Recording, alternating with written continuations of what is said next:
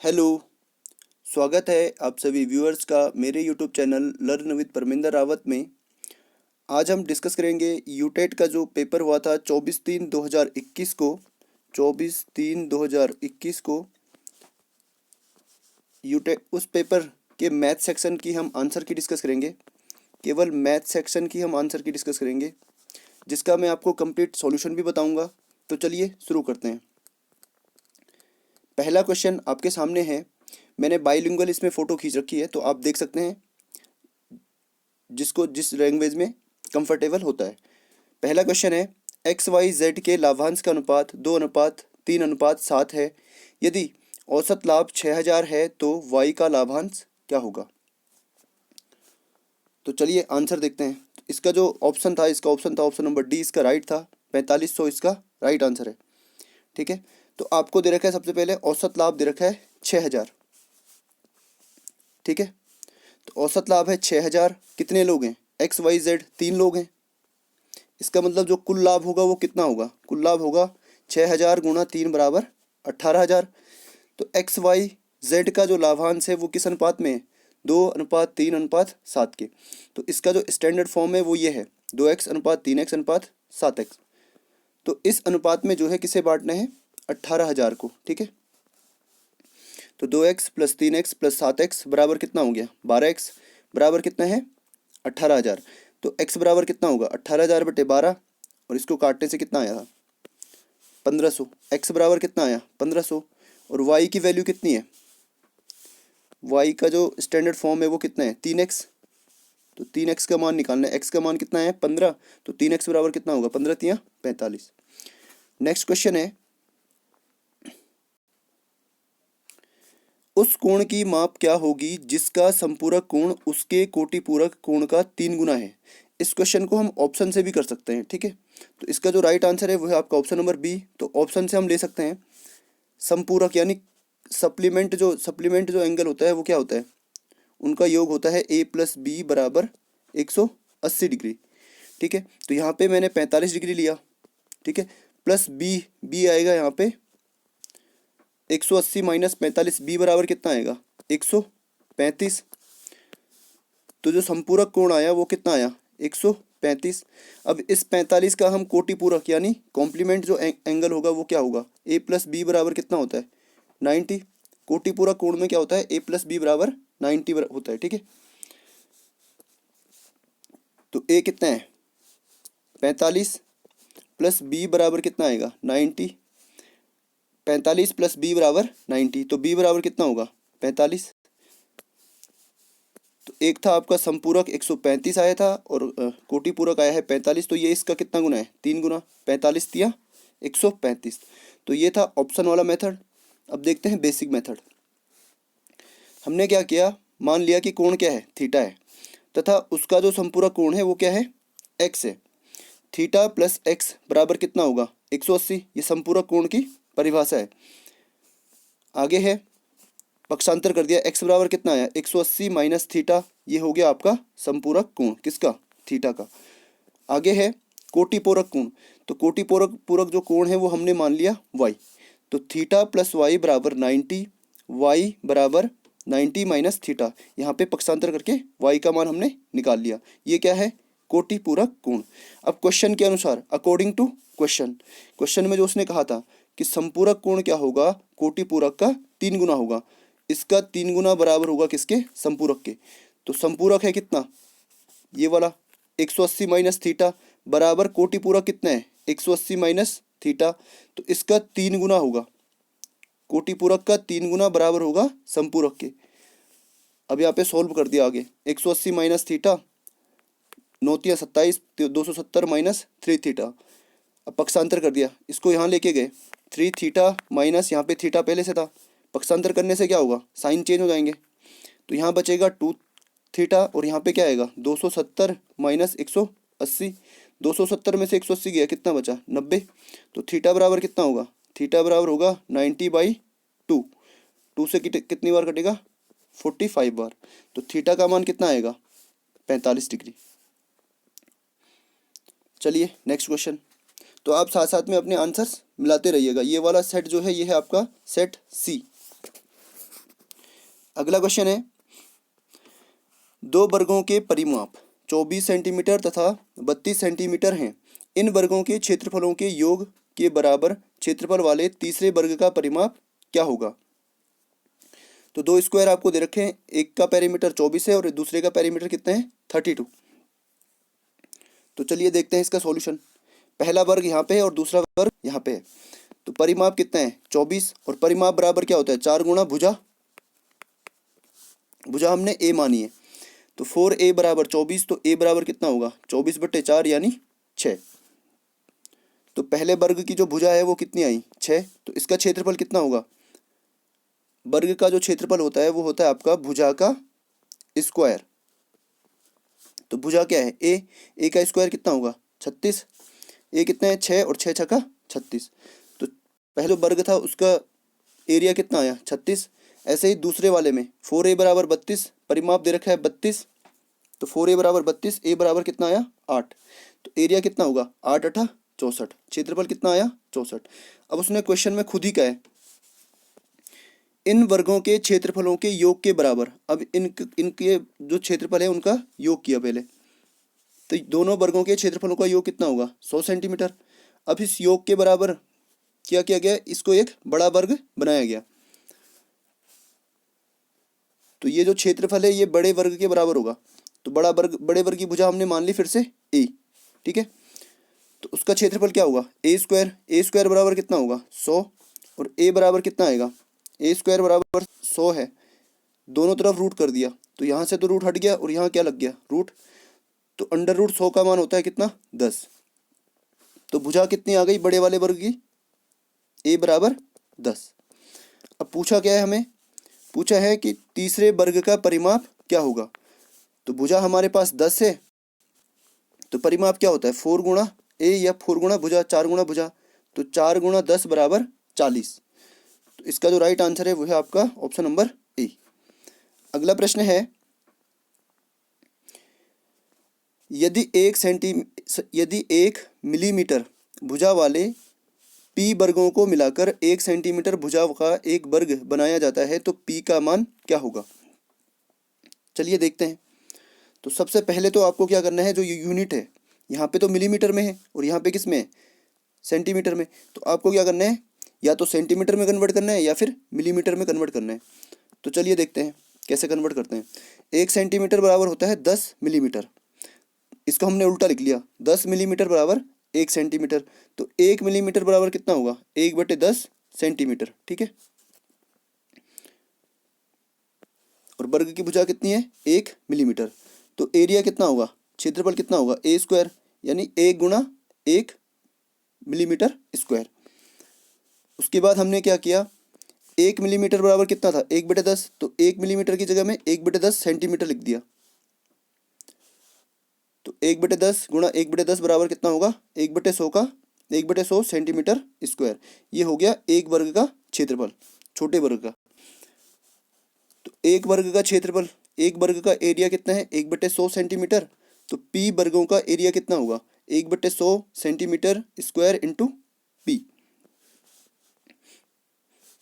आगे है p वर्गों द्वारा बनाया गया वर्ग। अब p वर्गों से मिलकर एक वर्ग बनाया गया और उसका एरिया हमें कितना, उसकी भुजा कितनी दे रखी है 1 सेंटीमीटर, तो दोनों का एरिया बराबर होगा।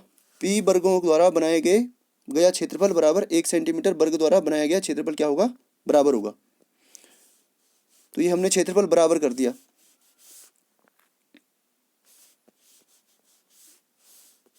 p वर्गों का एरिया कितना था इतना था,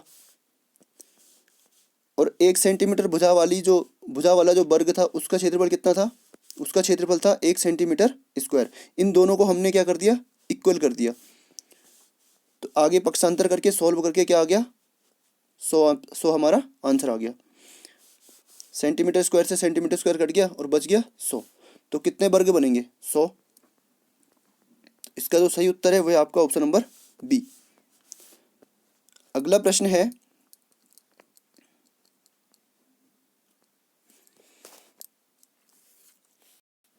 अलग अलग सेट्स में क्वेश्चन आगे पीछे हो सकते हैं, तो आप देख लीजिएगा कि आप कौन सा क्वेश्चन देख रहे हैं। चित्र में दिए गए ठोस का नाम क्या है, तो इस ठोस का नाम है आपका त्रिभुजाकार प्रिज्म। यहाँ पे भी एक त्रिभुज है इसका बेस, और इधर भी बेस क्या है, त्रिभुज है। तो जहाँ पे बेस एक समान हो, दो बेस जिसमें हो, वो क्या होता है, प्रिज्म होता है। और कैसा प्रिज्म है, त्रिभुजाकार। अगला प्रश्न है, 5 क्रमागत प्राकृतिक संख्याओं का औसत m है। यदि अगले 3 प्राकृतिक संख्याओं को सम्मिलित किया जाए तो नया औसत m से कितना अधिक होगा। तो ध्यान से देखिए इस क्वेश्चन को, काफ़ी बेसिक क्वेश्चन है। तो हमने ले लिए यहाँ पे पाँच संख्याएं ले ली, 5 प्राकृतिक संख्याएं ले ली हमने, 1 2 3 4 और 5। और ये प्राकृतिक संख्याएं कैसी हैं, क्रमागत, लगातार हैं। तो लगातार या क्रमागत प्राकृतिक संख्याओं का योग क्या होता है, n+1/2, n इंटू n+1/2, ये होता है लगातार या क्रमागत प्राकृतिक संख्याओं का योग। तो टोटल कितनी है, 5। तो 5 यहाँ पे n बराबर कितना होगा, 5। तो 5 + 5 + 1, 5 इंटू 5 और 1 6, 6/2, 5 दिया 15। तो योग कितना आया, 15, 5 संख्याओं का। तो इनका औसत कितना होगा, औसत बराबर क्या होता है, योग बटे कुल संख्याएं। तो योग कितना है, 15, और कुल संख्याएं कितनी है, 5। तो 15/5 बराबर 3, बराबर कितना है, m। तो 5 क्रमागत संख्याओं का जो औसत है वो कितना है, 3 है। अब आगे देखते हैं। अब उसने खुद ही कहा है कि अगली 3 प्राकृतिक संख्याओं को सम्मिलित किया जाए। तो 5 के बाद अगली 3 कौन होगी, 6 7 और 8।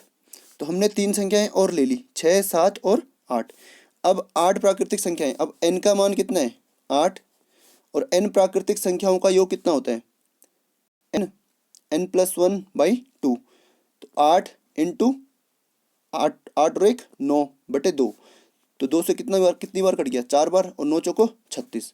तो योग कितना आ गया, 36। तो औसत कितना होगा, कुल योग बटे कुल संख्याएं कितनी है, 8, और योग कितना है, 36। 8 से कितनी बार कट गया, 8 चौको 32 और 8 पंजे 40, 4.5 बार। तो अब यहाँ पे पूछा है कि कितना अधिक है, पहला वाला जो औसत था और बाद वाला औसत कितना अधिक है पहले वाले औसत से। तो कितना अधिक है, 1.5। तो इनका अंतर कितना है, 1.5। तो इसका जो राइट आंसर है वो आपका ऑप्शन नंबर बी। अगला प्रश्न है, यदि मूलधन और 5 वर्षों के साधारण ब्याज का अनुपात इतना है तो ब्याज की दर ज्ञात कीजिए।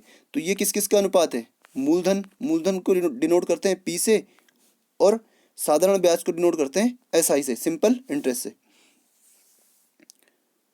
और टाइम दे रखा है हमें कितना, 5 वर्ष।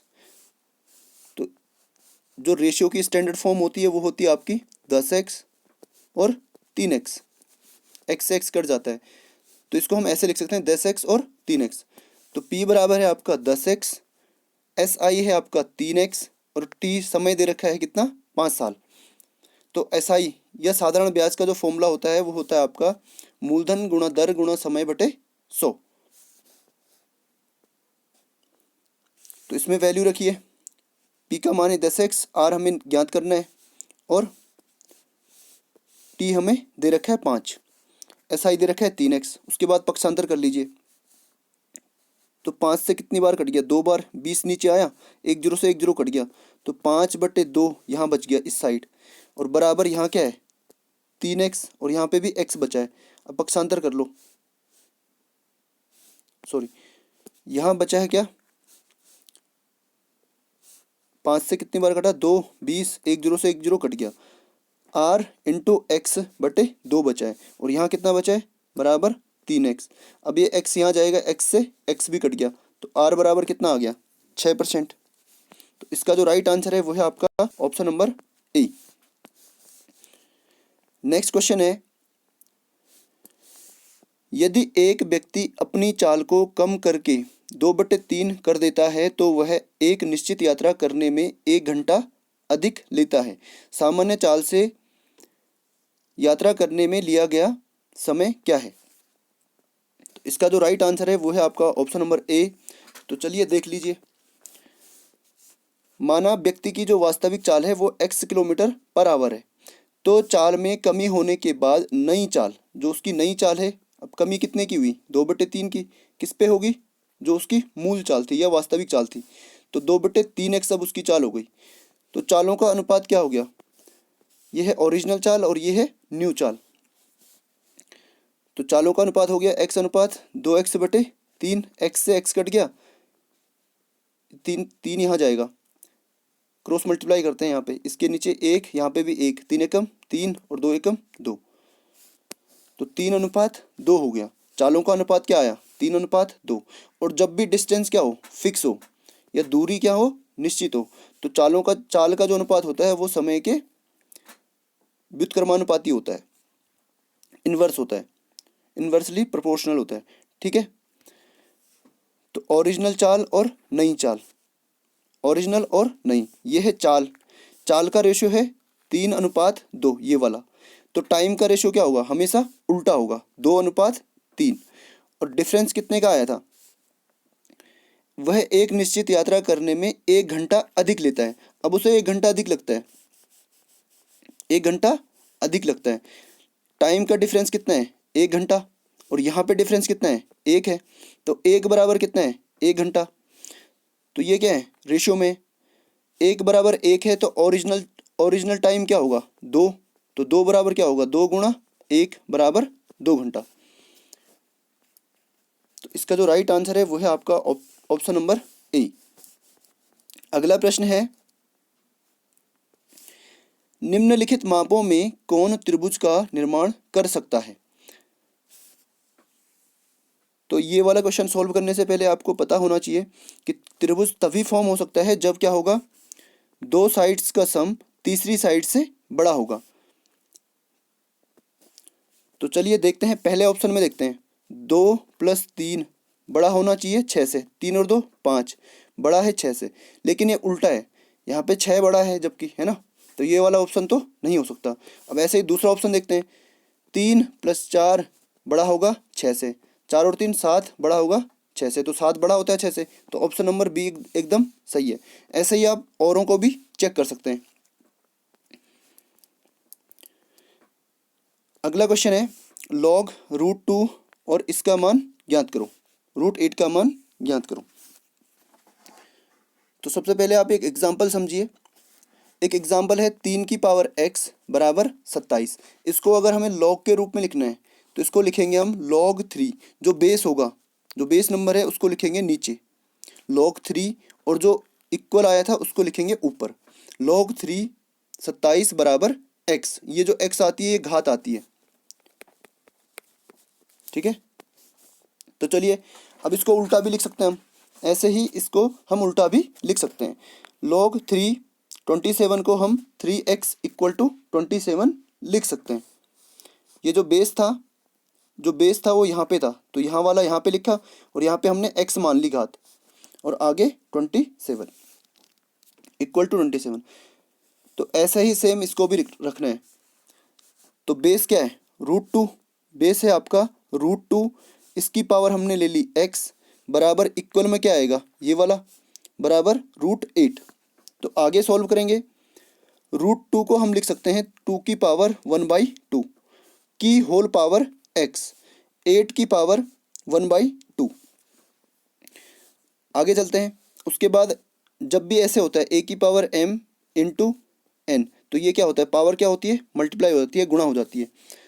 तो अंदर 1/2 है और बाहर x है, तो पावर क्या होंगी, गुणा हो जाएंगी, 1/2x बराबर 2 की पावर, इसको हम लिख सकते हैं 8 को 2 की पावर 3, 2 दूनी 4 दूनी 8, तो पावर क्या होंगी उसके बाद मल्टीप्लाई, तो 3 गुणा 1/2 बराबर होगा 3/2। नेक्स्ट स्टेप में आएगा 2 की पावर 3/2। उसके बाद जिनका बेसिक क्लियर है वो यहीं से सोल्व कर सकते हैं, 2 से 2 कट गया, x बराबर कितना आया, x बराबर आया 3। लेकिन जिनका बेसिक क्लियर नहीं है तो यहाँ पे देख सकते हैं इनका बेस क्या है, सेम है, 2 की पावर x/2 है, और यहाँ पे भी 2 की पावर 3/2 है। तो बेस तो क्या है, 2 है, और पावर जब बेस सेम होगा तो पावर भी क्या होंगी, सेम होंगी, तो x/2 बराबर 3/2।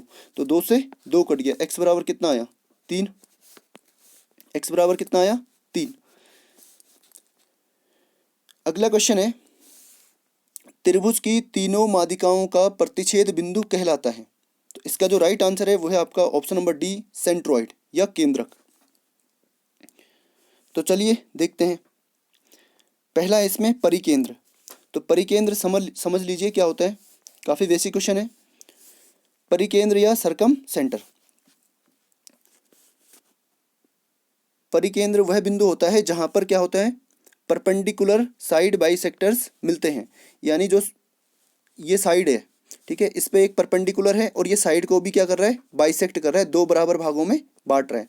जहाँ पे ये लाइंस मिलेंगी तीनों साइड्स की, यहाँ से भी और यहाँ से भी, जहाँ पे ये मिलेंगे परपेंडिकुलर साइड बाइसेक्टर्स, वो बिंदु क्या कहलाता है, परिकेंद्र कहलाता है।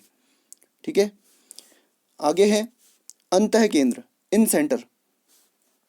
तो इन सेंटर की जो परिभाषा है वो है कि प्रत्येक जहाँ पे क्या मिलता है, एंगल बाइसेक्टर मिलता है। एंगल बाइसेक्टर मीन्स जैसे ये कोण है कोई, तो इसको बाइसेक्ट किया मीन्स दो भागों में बांटा। ये कोण था 2x, तो यहाँ पे भी x और यहाँ पे भी x। तो दो जहाँ पे एंगल बाइसेक्टर्स मिलते हैं वो वाला पॉइंट क्या होता है, इन सेंटर होता है। और सरकम सेंटर को C से डिनोट करते हैं और इन सेंटर को I से डिनोट करते हैं। उसके बाद है लंब केंद्र, a point where altitudes are intersect. जहाँ पर जो है एल्टीट्यूड्स क्या करती हैं, एक दूसरे को काटती हैं, वो पॉइंट क्या कहलाता है, ऑर्थो सेंटर, और इसको डिनोट करते हैं O से।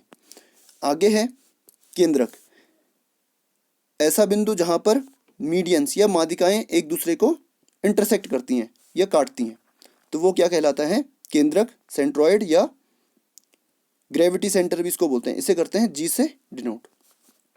तो चलिए आगे देखते हैं। एक रेलगाड़ी 800 मीटर तथा 400 मीटर लंबे दो पुलों को क्रमशः 100 सेकेंड तथा 60 सेकेंड में पार करती है, तो रेलगाड़ी की लंबाई होगी।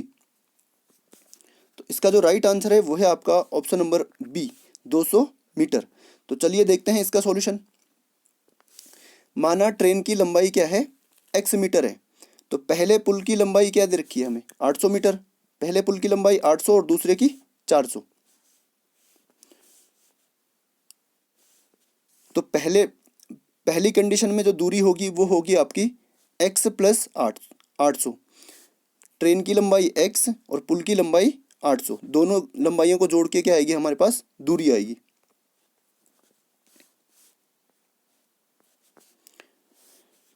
और टाइम कितना है, पहली ट्रेन का टाइम लगा है 100 सेकेंड और दूसरी ट्रेन को टाइम लगा है 60 सेकेंड।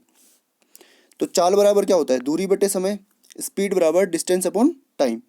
तो x प्लस 800, कुल दूरी है x प्लस 800 और समय लगा है 100 सेंटीमीटर। तो चाल क्या आ गई, x प्लस 800 बटे 100 मीटर पर सेकेंड। दूसरी ट्रेन या दूसरे पुल के लिए क्या होता है, कुल दूरी होगी x प्लस 400। पुल की लंबाई कितनी है, 400, और ट्रेन की लंबाई कितनी है, ट्रेन की लंबाई तो फिक्स रहेगी x, और समय कितना लगा, 60 सेकेंड। तो चाल बराबर क्या होगा, दूरी बटे समय। तो दूरी कितनी है, x प्लस 400 और समय कितना लगा, 60 मीटर पर सेकेंड। ये हो गया आपका चाल। तो ट्रेन तो एक ही है, तो इसका मतलब चाल क्या होगी, बराबर होगी। तो हम दोनों चालों को क्या कर सकते हैं, इक्वल रख सकते हैं। इसको बराबर इसको, इस चाल को इस चाल के बराबर हम रख सकते हैं, क्योंकि ट्रेन एक ही है, ट्रेन की चाल तो सेम होगी। तो हमने इसको इक्वल रख लिया। उसके बाद क्रॉस मल्टीप्लाई किया, यहाँ से यहाँ और यहाँ से यहाँ, 0 से 0 कट गया, 6 से यहाँ गुणा किया और 10 से यहाँ। तो 6x गुणा 6 8 48 और 10x गुणा 10 गुणा 400 बराबर 4000। उसके बाद हमने पक्षांतर कर दिया, ये क्या आया 4800 और यहाँ क्या है 4000। तो 4800 माइनस 4000, इसको यहाँ ले आए और x वालों को एक तरफ ले गए। तो 10x माइनस 6x बराबर 4x, और यहाँ पे बचा 4800 माइनस 4000 बराबर 800। तो x बराबर 800 बट्टे 4, और 4 से कितनी बार कट गया, 2 बार, 200। तो x बराबर कितना आया, 200। तो ट्रेन की लंबाई कितनी आई, 200 मीटर। अगला प्रश्न है 1559 डेसीग्राम बराबर होता है। तो ये यूनिट्स दे रखी हैं, तो ये आपको याद होने चाहिए। तो इसका जो राइट आंसर है वो है आपका ऑप्शन नंबर डी, 1.559 हेक्टोग्राम। अगला प्रश्न है एक टैंक को 24 मिनट में भर सकता है। सॉरी, 10 नल एक टैंक को 24 मिनट में भर सकते हैं।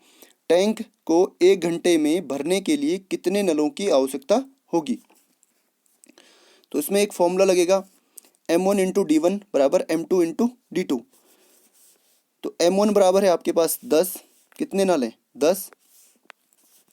और D2 मीन्स डे होता है वैसे, लेकिन यहाँ पे D2 हमने क्या ले रखा है? टाइम। तो D2 मीन्स है 24 मिनट, तो यहाँ पे मिनट है और यहाँ पे हावर है। इनको सेम यूनिट में कन्वर्ट करना है पहले, या तो मिनट में या फिर हावर में। तो हमने क्या किया, जो D2 है उसके बाद M2 हमें ज्ञात करना है, M2 तो हमें निकालना है, और D2 हमें दे रखा है 1 हावर। तो इसको हमने किस में कन्वर्ट कर दिया? मिनट में। कितने मिनट होंगे 1 हावर में? 60 मिनट। और उसके बाद फॉर्मूले में मान रख दो, M1 10 है, D1 24 है, और D2 कितना है? 60, और M2 कितना है? M2 हमने निकालना है। तो 10 गुणा 24, उसके बाद पक्षांतर कर दिया, जो यहाँ पे गुणा में होगा वो किस में जाएगा? भाग में। तो M2 बराबर क्या होगा? 10 गुणा 24 बटे 60, 1 जीरो से 1 जीरो कट गया, 6 से कितनी बार कट गया? 24, 4 बार, 6 चौको 24। तो M2 कितना आया? ऑप्शन नंबर बी इसका राइट होगा। अगला प्रश्न है, 3 कक्षाओं में छात्रों का अनुपात 2:3:5 है। यदि तीनों कक्षाओं में 4 छात्र बढ़ा दिए जाएं तो अनुपात 4:5:7 हो जाएगा। तो तीनों कक्षाओं में कुल छात्रों की संख्या क्या होगी? तो ये जो रेशियो होता है, इसका जो स्टैंडर्ड फॉर्म होता है वो ये होता है, 2x:3x:5x। तो हमने क्या किया, जो आप यहाँ से लेंगे वही आप यहाँ से भी, नीचे वाले रेशियो से भी आप वही नंबर लेंगे, ठीक है। तो हमने आगे वाले ले लिए 2x और 3x, 2x और 3x, और वृद्धि कितने की हुई? 4 की। तो 2x में 4 ऐड कर दिया, 2x + 4, और दूसरे वाले 3x + 4। तो बढ़ के अब अनुपात कितना हो गया आगे वालों का? 4:5। उसके बाद हमने क्रॉस मल्टीप्लाई कर दिया ऐसे, तो 5 का गुणा इसके साथ और 4 का गुणा इसके साथ। तो 5 दूना 10, 5 चौको 20, 4 तिया 12, 4 चौको 16। उसके बाद x वाले एक तरफ और जो नंबर्स हैं वो एक साइड। तो बड़ा है 20, तो 16 को इधर लेके जाएंगे, प्लस का है यहाँ जाके माइनस का। यहाँ पे 12 प्लस का है, और ये 10x यहाँ आके क्या आएगा? माइनस का। तो 12 में से 10 गया 2x, और 16 में से 20 में से 16 गया 4x। तो x का मान कितना आ गया? 2। तो 2x बराबर 4, तो x बराबर कितना होगा? 4/2। पक्षांतर करेंगे, ये गुणा में है तो यहाँ जाएगा भाग में, 2 से 2 कट गया, x बराबर कितना आया? 2। तो क्या पूछा है? तीनों कक्षाओं में कुल कितने छात्र थे या हैं? तो कितने हैं? 2, 3, 5 और 5, 10 छात्र हैं टोटल। रेशियो में कितने हैं? 10 हैं। तो 10x हैं टोटल। कुल छात्र कितने हैं? 10x, और x का मान कितना है? 2। तो 10 गुणा 2 बराबर 20 छात्र। तो इसका जो राइट आंसर है वो है आपका ऑप्शन नंबर ए।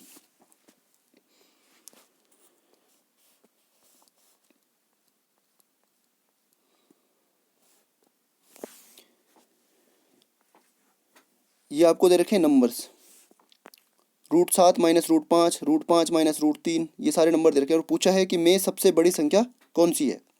तो इसका जो राइट आंसर है वो है आपका ऑप्शन नंबर बी। तो ऐसे क्वेश्चन में क्या होता है, यदि इन सब में गैप सेम है, इन नंबर्स का जो गैप है, अंतर है, वो सेम है, जैसे 5 और 7 का अंतर कितना है? 2। 5 और 3 का कितना है? 2।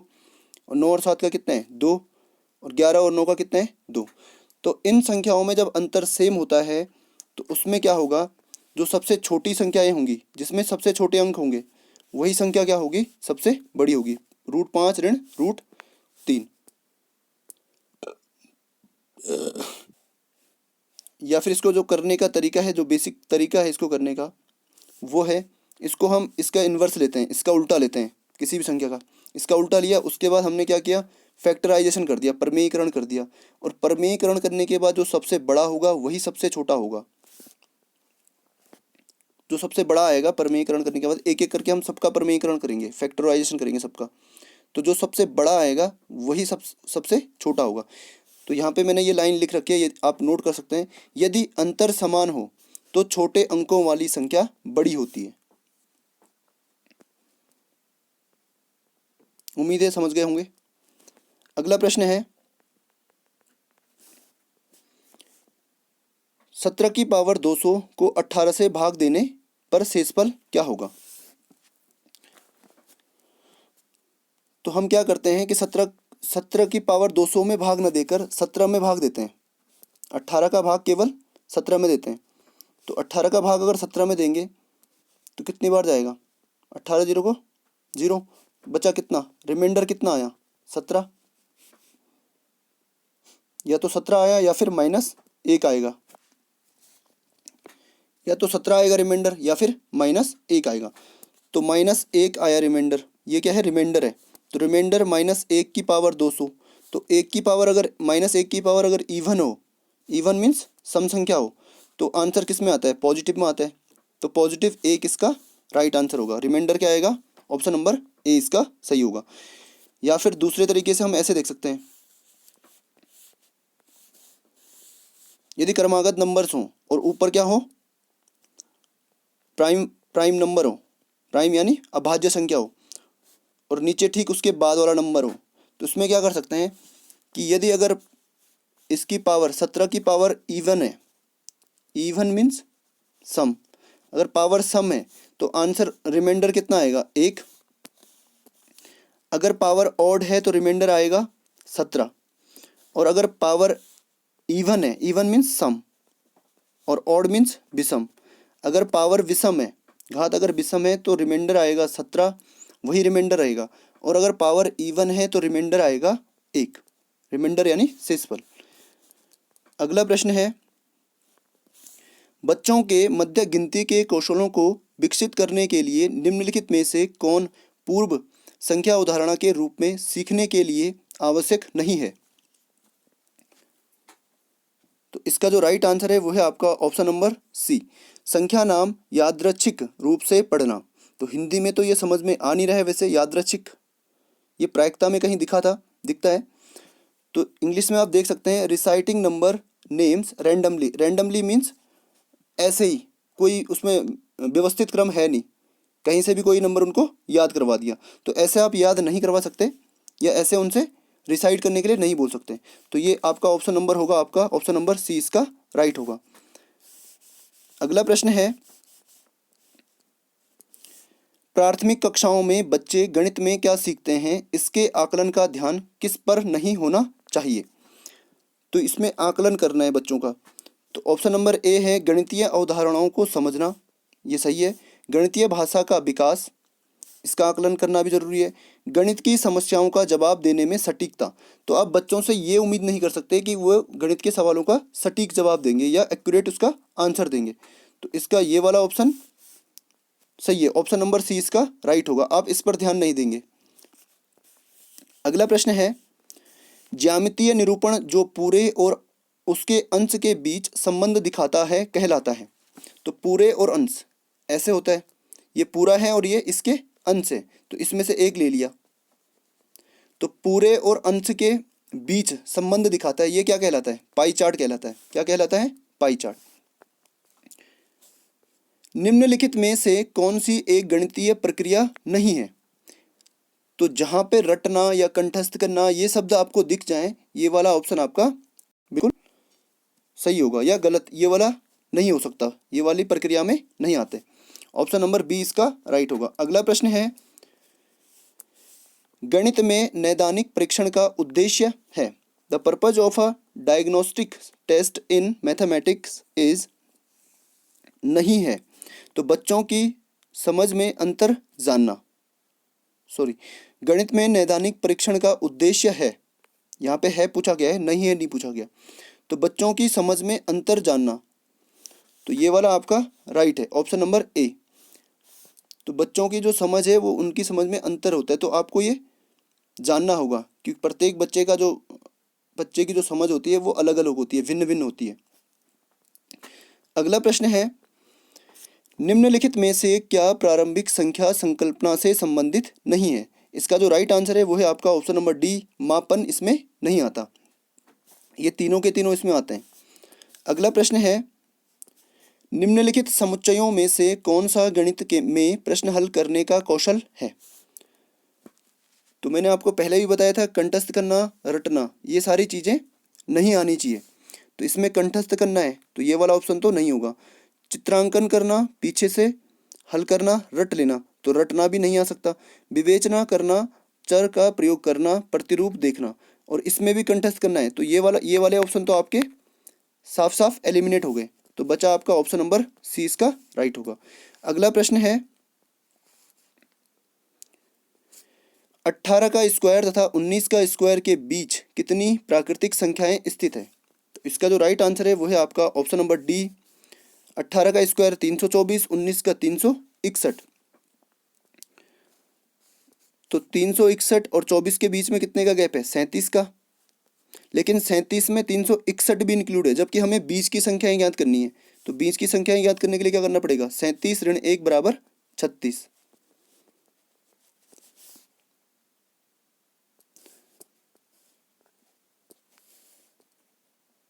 प्रश्न है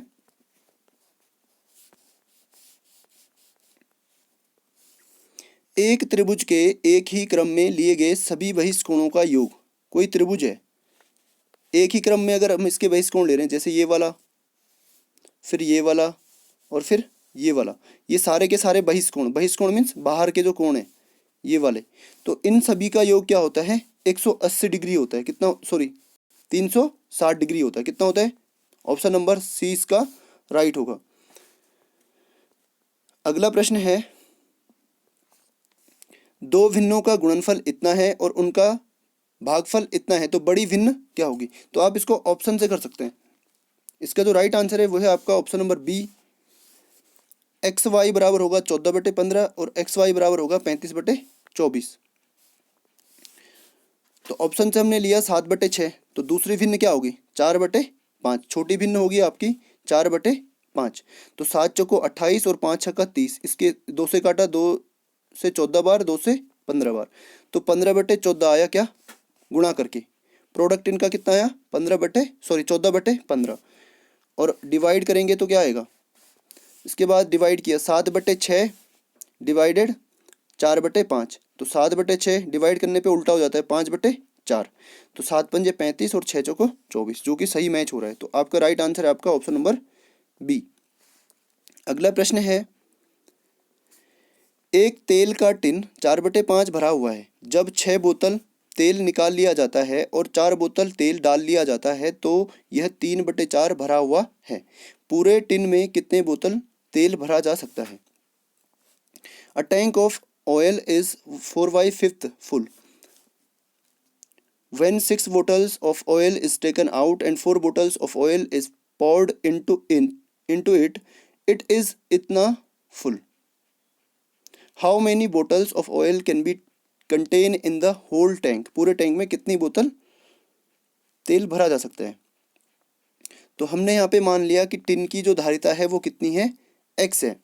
तो टिन का जो भरा हुआ भाग होगा वो कितना है, भरा हुआ भाग कितना है, 4/5।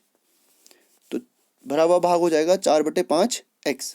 अकॉर्डिंग टू क्वेश्चन, अब प्रश्न के अनुसार 6 बोतल तेल निकाले व 4 बोतल डाले, तो इतना भरा हुआ था, इसमें से 6 तो निकाल दिए और 4 क्या कर दिए, ऐड कर दिए। तो बचा कितना, 6 में से 4 गया 2, लेकिन किसका, माइनस का। तो 4x माइनस 4x/5 माइनस 2, ये क्या है, शेष भाग है। इतना इसमें बचा हुआ है, और जो शेष दिया है उसने वो कितना बचा, उसके अनुसार 3/4 भाग बचा। तो x का 3/4 कितना होगा, 3x/4, और ये भी शेष है और ये भी शेष है, ये दोनों के दोनों शेष हैं। तो 4x/5 माइनस 2 बराबर होगा ये वाले शेष के 3x/4 के। उसके बाद हमने पक्षांतर कर दिया, x वाले इधर और ये 2 इधर। यहाँ माइनस था, यहाँ माइनस का था, यहाँ गया प्लस का, ये प्लस का था, यहाँ आया माइनस का। उसके बाद इनका एलसीएम आया कितना, 20। तो 4 5 चौको 20 और 4 चौको 16, 4 पंजे 20, तो 5 दिया 15, 16 में से 15 गया x/20 बराबर 2, तो x बराबर 40 बोतल। तो कितना आया इसका आंसर, 40 बोतल। तो टिन में कितने बोतल पानी भरा जा सकता है या तेल भरा जा सकता है, 40 बोतल। अगला प्रश्न है यदि a तथा b दो अलग अलग प्राकृत संख्याएं हैं तो इनमें से कौन सा कथन सत्य है। तो हम अपनी अपनी तरफ से मान सकते हैं कोई भी जो जिनका स्क्वायर रूट हम आसानी से निकाल सकते हैं। तो हमने ले लिया a बराबर 16 और b बराबर 9। इनका स्क्वायर रूट हम आसानी से निकाल सकते हैं। 16 का स्क्वायर रूट होगा 4 और 9 का होगा 3। ठीक है, तो इसका जो राइट आंसर है वो है आपका ऑप्शन नंबर सी। इसमें मान रखिए a बराबर 16, b बराबर 9, a बराबर 16, b बराबर 9। तो 16 और 9 25 बराबर कितना आया, रूट 25 का रूट कितना आएगा 5, और 16 का रूट कितना होगा 4, और 9 का कितना होगा 3। 4 और 3 7, और 5 कौन बड़ा है, 7 बड़ा है। तो ये वाला ऑप्शन बिल्कुल सही है। ऐसे ही आप यहाँ पे भी चेक कर सकते हैं। यहाँ पे कितना आएगा 16 और 9 25, 25 का रूट 5 बड़ा होगा। यहाँ पे कितना आएगा 16, ए बराबर 16, 16 का रूट 4 प्लस 3, तो 7, 5 बड़ा होगा 7 से, जो कि गलत है। ऐसे ही बी वाले में भी देख सकते हैं। ए हमने 16 लिया है, तो 16 और 9 25, रूट 25 बराबर 5। ऐसे ही ये अब ये बराबर रखना है। इधर साइड आया 5 और यहाँ पे आएगा 16 मतलब 4 और 9 मतलब 3 7। तो 5 बराबर 7 नहीं हो सकता, तो ये वाला ऑप्शन भी गलत है। और ए और बी 16 और 9 ले रखे हैं, 16 नमा 144 आएगा ए गुणा बी, तो यहाँ पे 1 दे रखा है, ये भी गलत है। तो बचा आपका ऑप्शन नंबर सी। अगला और इस सेक्शन का लास्ट क्वेश्चन। किसी माह में 3 रविवारों की दिनांक समसंख्या है, तब उस माह की 15 तारीख को क्या दिन होगा। तो हमने अपनी तरफ से मान लिया पहली जो समसंख्या है वो क्या है, किसी भी महीने की 1 2 3 4, किसी भी महीने की जो पहली समसंख्या वाली तारीख आएगी वो आएगी 2। तो हमने 2 ले लिया। 2 को क्या था संडे या रविवार, फिर 2 के बाद 7 इसमें ऐड करेंगे, 9 को होगा रविवार, फिर 16 को रविवार होगा, फिर उसके बाद 23 को, 16 और 7 23, और 23 और 7 30। तो टोटल कितने रविवार हो गए इवन वाले, जिसमें सम संख्या आ रही है, 1 2 16 सम संख्या है और 30 सम संख्या है। तो टोटल 3 रविवार आ गए सम संख्या वाले। ठीक है, तो उसने पूछा है कि 15 तारीख को क्या दिन होगा। तो 16 से पहले क्या आएगा 15, और 15 16 को जब रविवार है तो 16 से पहले 15 को क्या होगा शनिवार। तो ये था आपका math section UTET paper first का, जिसको कि मैंने कंप्लीट सॉल्व करवाया है। तो आप इस पे पूरी तरह से भरोसा कर सकते हैं और आपको कुछ ना कुछ इससे सीखने के लिए मिलेगा। तो मैथ्स एक ऐसी चीज़ है जो लगातार प्रैक्टिस करने से आती है। तो चलिए आज के इस पेपर में बस इतना ही। Signing out.